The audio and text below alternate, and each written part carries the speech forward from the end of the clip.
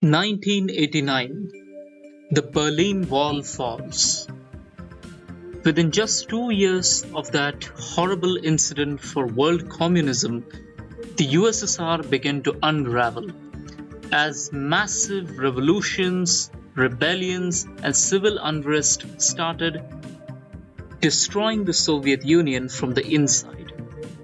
But all this changed. It changed on the 19th of August 1991 when a group of hardliners under Gennady Yanayev seized power and removed Mikhail Gorbachev from office. By the 20th of August 1991, Boris Yeltsin was caught and executed by the KGB led by Vladimir Kryuchkov. And on the 22nd of August, Gorbachev was finally forced to resign. Power was then handed to the leader of the coup, Gennady Yanayev. And this is where Red Dusk starts, in the year 2000.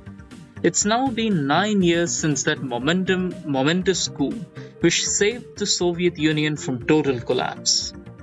Despite this, today the Soviet Union is in dire straits. It is a dying power.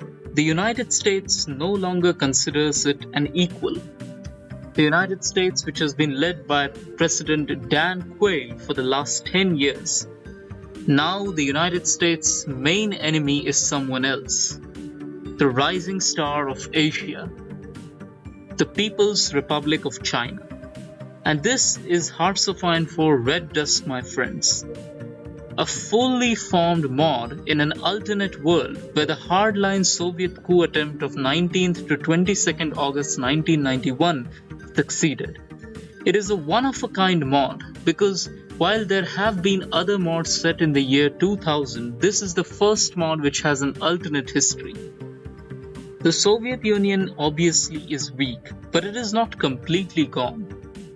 In the United States of America, the uneasy 90s had rolled out of the door, and the American economy and nation is starting to feel the recourse of the consequences of economic problems.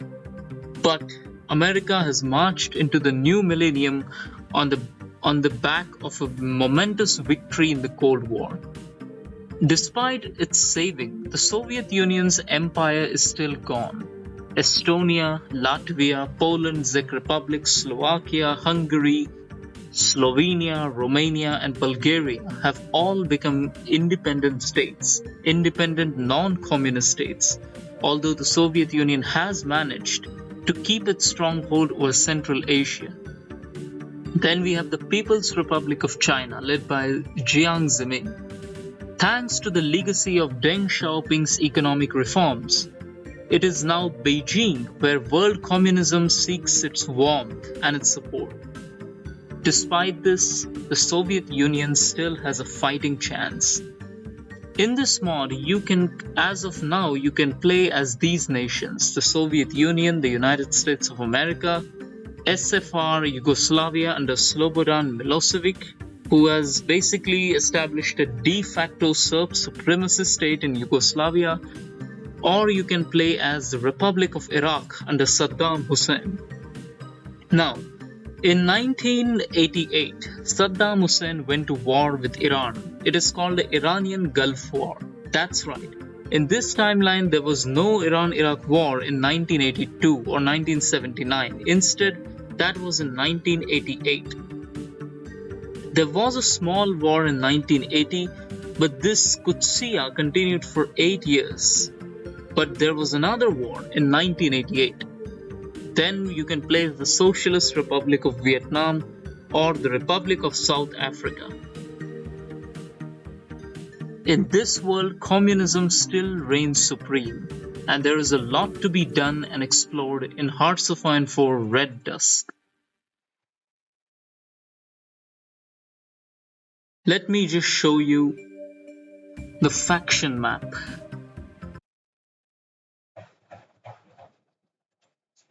So, of course, we've got NATO with America, Canada, and most of Europe and Turkey in it.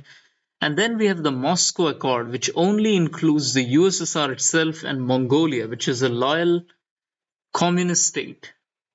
And now the rest of the world is up for grabs. Now, you might ask what paths there are and whether they all have localization.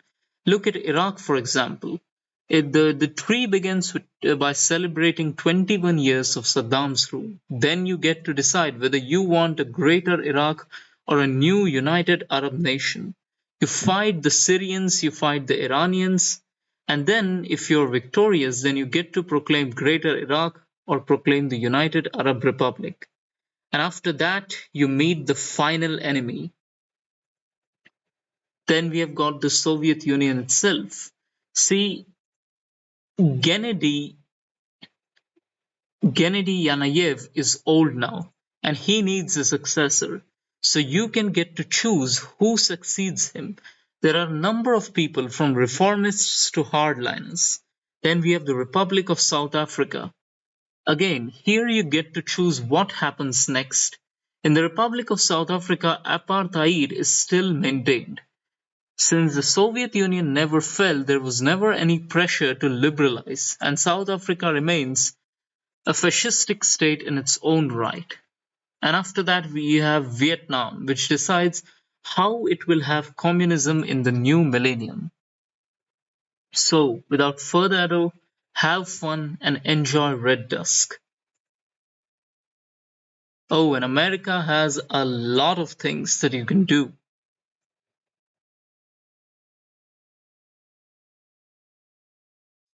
Yes, thank you and good night.